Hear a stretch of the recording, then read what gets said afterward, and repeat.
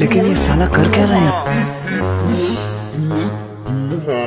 पुरानी यादें ताजा करेंगे जब शो बनाने वाले चूतिया थे और हम भी। तो आओ यार शुरू करते हैं बिना किसी डेडिकेशन के। आइए देखते हैं बैठ से मजा आएगा।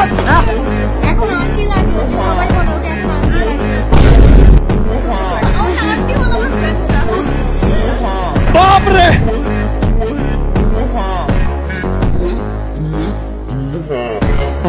बैगन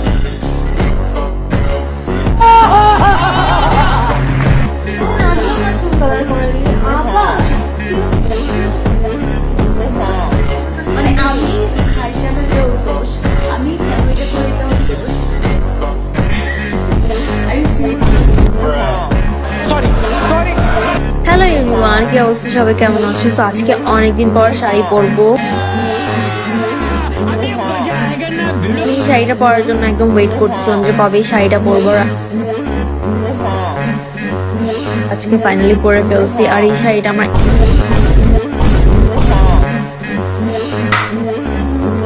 আমার কাছে তো আমাকে বেস্ট লাগছে আজকে।